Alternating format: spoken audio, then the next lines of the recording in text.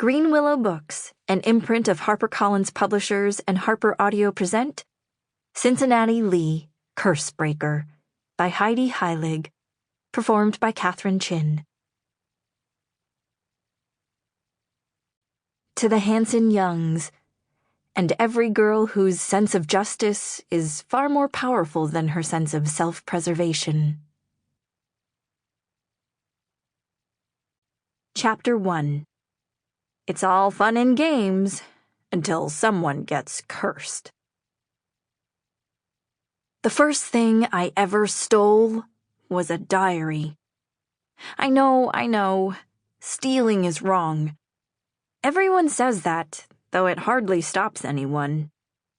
It sure didn't stop me.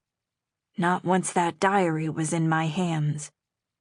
It was one of those real grown-up ones, with a leather cover that smelled like pipe smoke and unlined pages so you could write or draw. But I'm no writer, and less of an artist. I stole that diary to read. I know, reading a diary is wrong too. Even a practiced thief might consider that off limits, though I wasn't a practiced thief back then. But this wasn't any old diary. It belonged to my hero, my great-great-great-grandfather, the archaeologist. He had visited 100 countries, some no longer on the map. He had seen 1,000 cities, many of them lost. He had hacked through snake-infested jungles and outsmarted ancient booby traps on his hunt for priceless artifacts. He had even sipped from the spring of eternal life so he could live forever. Back then, I wanted to be just like him. What I found in the diary changed my mind.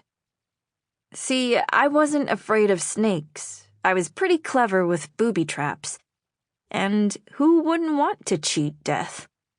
But curses were a whole different can of worms.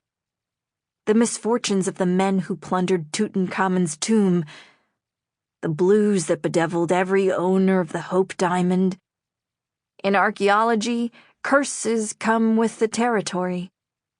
Even so, most people don't take them seriously. They shrug them off as bad luck, for themselves, or bad decisions, for other people. Half of them are probably cursed and they don't even know it. See, curses are tricky little things, ruining your life so patiently that you might never realize there was a curse to lift. Some can even be passed down to your children, or your great-great-great-grandchildren. I learned all about the family curse in the diary I'd stolen. Thankfully, I also learned how to break it. Which led me to my second theft, a Chachapoyas idol. Chapter 2. The Chachapoyas Idol. The diary didn't blame the Chachapoyas idol directly, but Pops had stolen the ancient clay relic from a mummy's tomb in Peru. If that wouldn't curse a person, I don't know what would.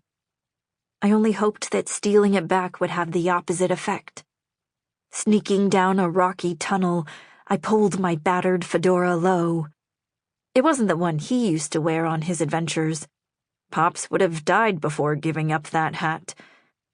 Mine was from a street vendor on Fifth Avenue, but it was the same deep brown, and I wore it everywhere I could get away with it. Ancient carvings lined the stony walls. Zoomorphic, geometric, anthropomorphic, or animals, shapes, and people, for those who didn't grow up wanting to be archaeologists. Had my great-great-great-grandfather seen the same carvings when he'd come to the Altiplano of Peru, where the Cloud people once lived?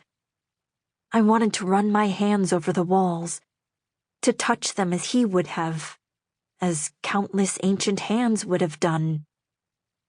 But I was old enough to know to keep my hands to myself, otherwise I might have left fingerprints. If I had stretched out my arms, I could have brushed the tunnel on each Sample complete. Ready to continue?